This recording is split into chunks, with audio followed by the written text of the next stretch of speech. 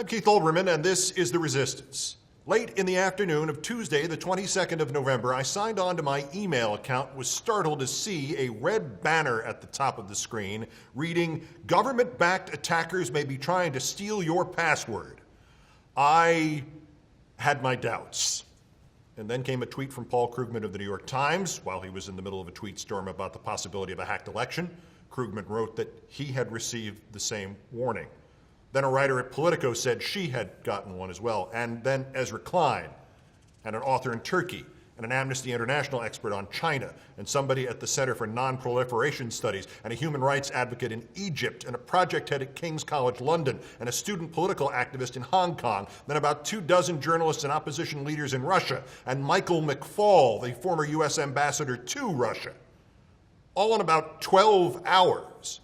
There's a chance this is a false alarm, but we believe we detected government-backed attackers trying to steal your password. This happens to less than 0.1% of all Gmail users.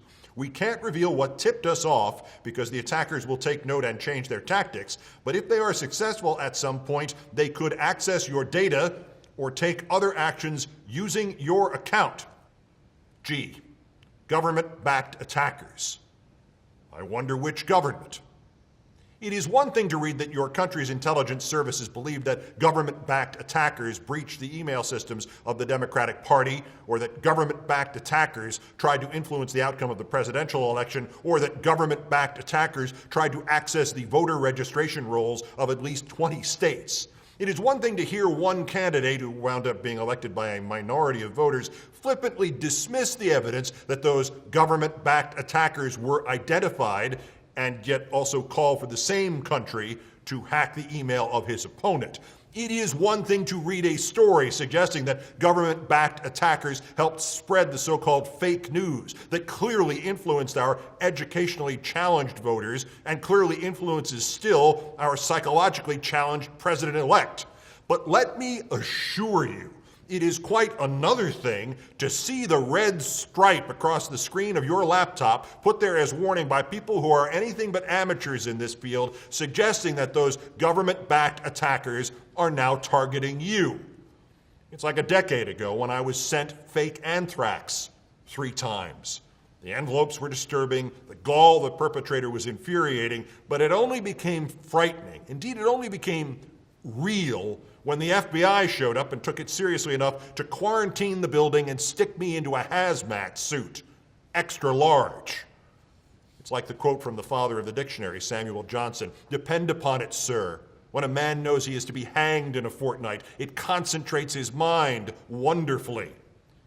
I no longer have to have proved to me line by line the claim that government-backed attackers facilitated the spreading of preposterous internet stories to sway the vote. I no longer need to know the precise motives of the NSA director and would-be Trump administration apparatchik Michael Rogers when 8 days after the election he said of WikiLeaks and the publishing of the DNC emails, quote, "There shouldn't be any doubt in anybody's minds. This was not something that was done casually. This was not something that was done by chance. This was not a target that was selected purely arbitrarily. This was a conscious effort by a nation state to attempt to achieve a specific effect." I no longer need to have diagrammed for me the actions of former Trump campaign manager Paul Manafort and foreign policy advisor Carter Page and Vladimir Putin and Donald Trump. I no longer need to know who the Russian oligarchs are to whom Rudy Giuliani's company has, on the record, provided, quote, "image consulting."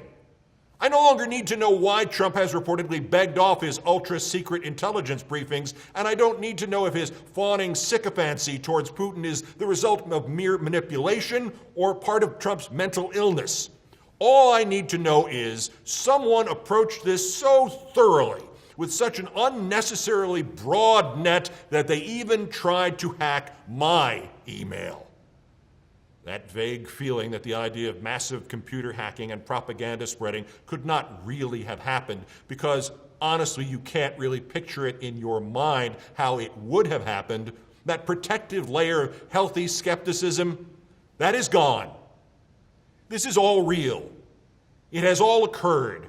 And whether Donald Trump knew about it or he did not, whether he can understand it or he is too far gone mentally to appreciate it, it has been accomplished. The Russians got who they wanted to run the United States of America for them, as surely as if we were East Germany to their Soviet Union in 1950, or as surely as if they had invaded us and placed their own feeble-minded, manipulated by flattery, satellite dictator in the White House. And in 7 weeks, we will inaugurate a new president who was not our choice, but theirs.